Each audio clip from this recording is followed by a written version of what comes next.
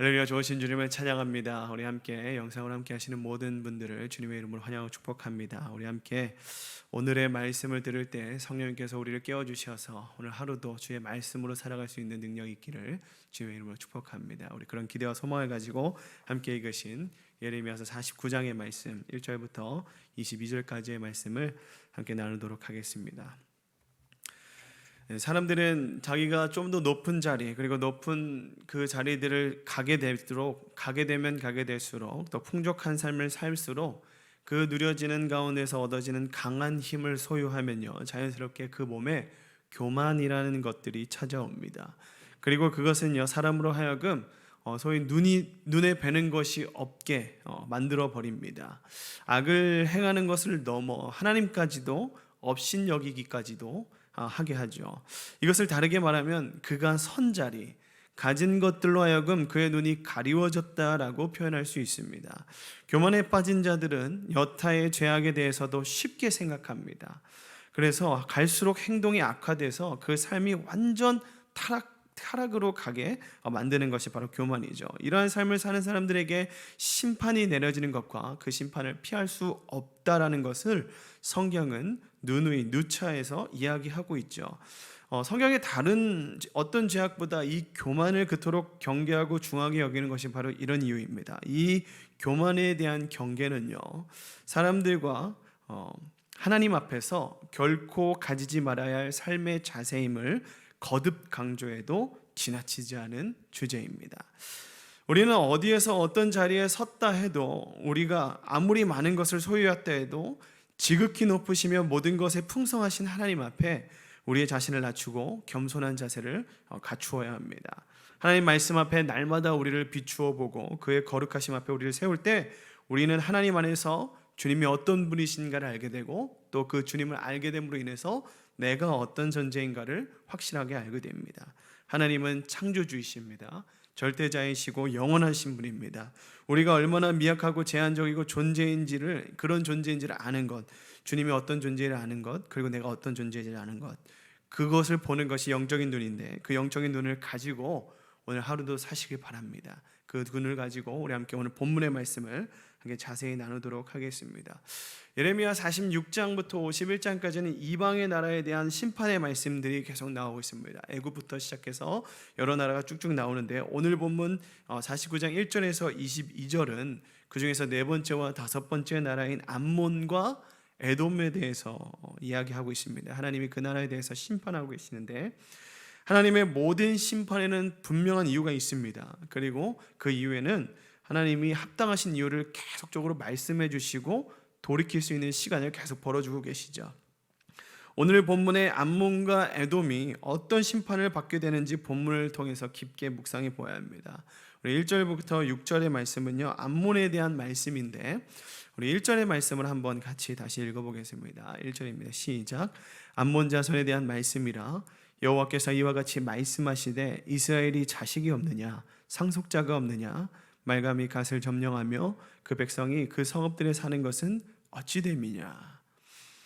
암몬 자손의 조상은 창세기 19장에 먼저 소개하고 있죠. 소돔과 고모라가 멸망하고 롯과 두 딸이 산속에서 온 세상에 자신들만 남은 줄 알고 생각해서 두 딸이 생각해냅니다. 무엇을 생각해냅니까? 아버지를 잔뜩 취하게 만들어서 그와 동침하죠. 그래서 큰 딸에게서 낳은 아들의 이름이 모압입니다. 이들이 모압 자손의 조상이 되죠. 그리고 작은 딸에서 낳은 아들이 베남미이며 이가 바로 암몬의 조상이 됩니다. 본문 1절에서 하나님께서는 이스라엘에게 자식이 없느냐, 상속자가 없느냐라고 질문하면서 시작합니다.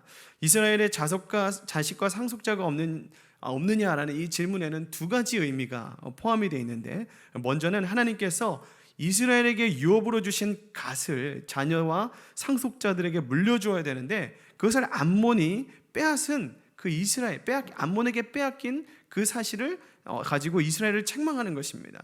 두 번째는 하나님이 이스라엘에게 유업으로 주신 땅을 무력으로 빼앗은 암몬을 향한 책망이 있는데, 하나님의 심판을 받게 되는 암몬은요, 그 죄악은 무력으로 하나님의 유업을 빼앗은 것이고 갓을 점령한 것이 이 말감이라 표현되는데, 이 말감은요, 암몬이 섬기던 이방신을 통하는 말입니다. 암몬 자손은 하나님의 유업을 강제로 빼앗고 우상을 숭배하였기 때문에 심판의 자리에 설 수밖에 없었습니다. 더 심각한 것은요, 암몬의 죄악이 여기서 끝이 아니라는 것입니다. 우리 함께 4절의 말씀 함께 이어서 읽어보겠습니다. 시작. 패역한 딸아, 어찌하여 골짜기 곧 내 흐르는 골짜기를 자랑하느냐? 내가 어찌하여 재물을 의뢰하여 말하기를 누가 내게 대적하여 오리오 하느냐? 암몬은요, 자신의 나라의 비옥한 골짜기를 자랑하고 있습니다. 재물들, 자신이 가진 재물들을 자랑하면서 다른 나라가 자신에게 대적할 수 없는 것이라고 이야기하며 자신의 교만함을 드러내고 있죠. 이들이 의지하였던 것은 이방신과 자신들의 재물이었습니다. 이런 것들을 볼 때 우리도 한번 돌아봐야 될 때가 있습니다. 우리도 암몬 자손과 같이 자신의 삶 속에서 뭔가 하나님이 아닌 다른 것들로 자랑하고 다른 것들로 교만하고 있지 않은지, 하나님을 의지한다고 고백하지만 실제의 삶에서는 나의 재력이나 나의 능력이나 나의 달란트를 가지고 의지하면서 살아가고 있지는 않은지 여러분 한번 돌아보시기 바랍니다. 암몬은 그것으로 인하여서 오늘 하나님께 심판을 받고 있다고 하나님 말씀을 하고 계십니다.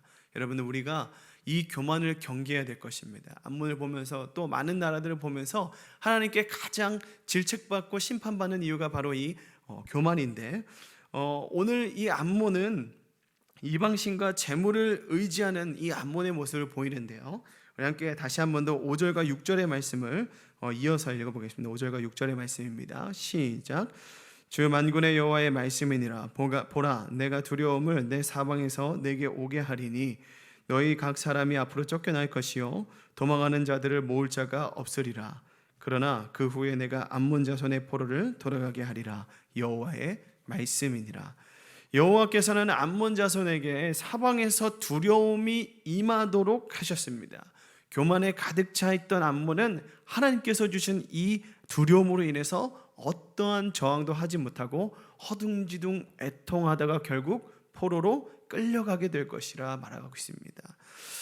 그러나 유다를 심판하시고 다시 회복시키셨던 하나님은 동일하게 암몬 자손에게도 포로된 자들이 후에는 다시 돌아오게 될 거라고 말하는 희망의 말씀을 하고 계십니다. 암몬 자손에게도 포로된 자들이 이후에 돌아오게 될 거라는 이 희망적인 말씀을 하시는데, 왜 이방신을 섬기는 이 나라에게까지 회복을 명하고 계시는지 여러분, 우리는 깊이 생각해 볼 필요가 있습니다. 그것은 하나님께서 이스라엘과 유다만의 하나님, 즉 믿는 자들만의 하나님이 아니라 온 세계의 하나님을 알리고자 했던 것입니다. 계속 이 예레미야서를 통해서 그 말씀을 하고 계시죠. 암몬 자손에 대한 이 심판의 말씀 이후에 이어서 에돔을 향한 심판의 말씀이 이어지는데, 우리 7절의 말씀 함께 읽어보겠습니다. 시작. 에돔에 대한 말씀이라. 만군의 여호와께서 이와 같이 말씀하시되 대만에 다시는 지혜가 없게 되었느냐? 명철한 자에게 책량이 끊어졌느냐? 그들의 지혜가 없어졌느냐? 에돔은 붉다, 붉은이라는 뜻으로 야곱의 쌍둥이 형인 에서의 별명이죠. 즉 에돔은 에서의 자손들입니다. 암몬들에게 하였던 하나님의 말씀처럼 에돔에게도 대만에게 다시는 지혜가 없게 되었느냐, 명철한 자에게 책량이 끊어졌느냐, 그들의 지혜가 없어졌느냐 하며 질문 형식으로 말씀을 시작하십니다. 에돔 사람들은요, 오바댜서 8절에 보면요, 지혜가 있는 자들이라고 스스로 말하고 있으며, 대만은요 에돔 중앙에 위치하고 있는 도시고 욥의 친구 중 하나인 이 엘리바스가 이 대만의 출신이죠. 우리는 우리의 삶에서는 이 지혜가 꼭 필요합니다. 이 지혜는 우리의 삶을 조금 더 옳고 바르고 질이 좋게 살아갈 수 있도록 우리를 인도하기 때문이죠. 그런데 하나님의 지혜가 아닌 자신의 지혜를 믿고 아무리 머리를 써도요, 하나님이 가진 지혜를 의지하며 나아간 에돔 역시 하나님의 심판을 피해갈 수가 없었습니다.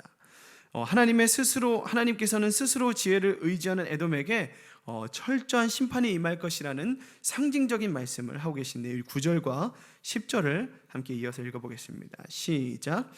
포도를 거두는 자들이 내게 이르면 약간의 열매도 남기지 아니하겠고 밤에 도둑이 오면 그 욕심이 차기까지 멸하느니라. 그러나 내가 에서의 옷을 벗겨 그 숨은 곳이 드러나게 하였나니 그가 그 몸을 숨길 수 없을 것이라. 그 자손과 형제 이웃이 멸망하였은즉 그가 없어졌느니라. 포도를 거두는 자들이 모든 열매를 남기지 않을 거고 그 밤에 도둑이 욕심에 따라 물건을 훔쳐가는 것처럼 하나님의 심판이 너에게 임할 거다라고 말하고 계십니다.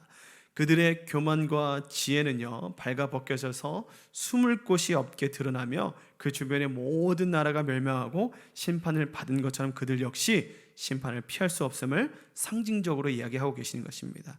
그러나 하나님께서는 철저한 심판 중에도 구원을 받는 자들이 있을 거다라고 분명히 말씀하십니다. 우리 11절입니다.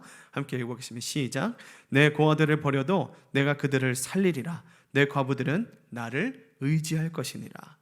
하나님께서는요 모두가 멸망하는 가운데서도 살아남은 자들을 고아와 과부들이라고 말씀합니다. 이 고아와 과부들은 당시에 자생 능력이 없는 자들입니다. 아무도 그를 돕지 않는 사회적 약자들이죠. 그런데 오히려 하나님은 이들을 살리겠다고 말씀하시는 겁니다. 지혜와 명철이 있다고 말하는 에돔의 강한 자들은 그의 힘으로 말미암아 심판을 해결하려고 하지만 하나님의 구원은 오히려 지혜와 명철이 없고 자생 능력이 없는 이 고아와 과부들에게 향하고 있습니다. 하나님의 심판은 그 누구도 피할 수 없습니다. 그러나 그 하나님의 심판 가운데 구원의 손길이 미치는 곳이 분명히 있다라는 거죠. 구원의 손길은요 자신의 지혜와 강력한 힘을 의지한 자들이 아닌 자생 능력이 없어서 하나님을 의지할 수밖에 없는 자들에게, 그 고아와 과부와 같은 자들에게 임한다라고 성경은 말하고 있습니다. 우리 삶 가운데 의지하고 있는 것이 무엇인지를 깊게 좀 묵상해 봤으면 좋겠습니다. 우리의 지혜와 명철로 나에게 닥친 일들을 해결하려고 발버둥치지만 하나님의 주권 아래에서는 아무것도 그런 것들로 해결할 수가 없습니다. 우리 삶 속에선 감당할 수 없는 상황에 직면하게 된다면 우리는 의지하고 도움을 구해야 할 분은 나의 명철과 나의 지혜가 아닌 오직 하나님뿐임을 우리는 기억해야 됩니다. 지혜와 명철을 자랑했던 에돔에게도요 하나님의 심판은 어김없이 이루어지고 있습니다. 우리 12절과 13절의 말씀을 이어서 읽어보겠습니다. 시작. 여호와께서 이와 같이 말씀하시니라. 보라, 술잔을 마시는 습관이 없는 자도 반드시 마시겠거든 네가 형벌을 온전히 면하겠느냐? 면하지 못하리니 너는 반드시 마시리라. 여호와의 말씀이니라. 내가 나를 두고 맹세하노니 보스라가 놀램과 치욕거리와 황폐함과 저주거리가 될 것이요 그 모든 성읍이 영원히 황폐하리라 하시니라. 술잔을 마시는 습관이 없더라도 반드시 마시게 된다는 것은 하나님의 심판을 피하고 싶더라도 결코 피할 수 없다라는 것을 뜻하고 있습니다. 또한 13절에 보니까 보스라가 놀램과 치욕거리가 될 거다라고 말하는데 보스라는 에돔의 수도이죠. 에돔의 수도로부터 시작해서 그 모든 성읍이 하나님의 심판을 받게 된다라고 말하고 있습니다. 이들은 지혜 말고도 다른 이유로도 하나님의 심판을 받게 되는데 우리 16절의 말씀 한번 보겠습니다. 시작.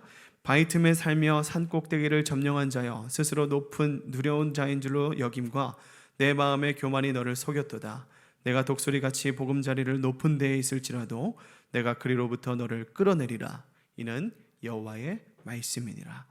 에돔은요 전략적으로 아주 안전한 위치에 있었습니다. 산 꼭대기를 점령하고 마치 독수리와 같이 보금자리가 높이 있었기 때문에 그들의 대적들은 공격을 그들에게 쉽게 전투를 걸 수가 없었어요. 그래서 그 모든 자들을 막을 수 있겠다, 나는 모든 공격을 막을 수 있다라는 교만이 그들에게 있었죠. 하지만 하나님께서 그 교만의 결과가 무엇인지 철저하게 알려주시는데, 교만의 결과가 무엇입니까 여러분? 잠언서 16장 18절에 보니까 한번 읽어볼까요? 시작. 교만은 패망의 선봉이요 거만한 마음은 넘어짐의 앞잡이니라. 에돔은요 자신의 지혜를 의지하였고 그들의 전략적 유리한 상황을 보면서 교만함에 빠진 것이 하나님의 심판에 오히려 이유가 되어버렸습니다. 결국 이런 에돔에게 철저한 심판이 임할 거라는 말씀을 하나님께서 하고 계시죠. 18절에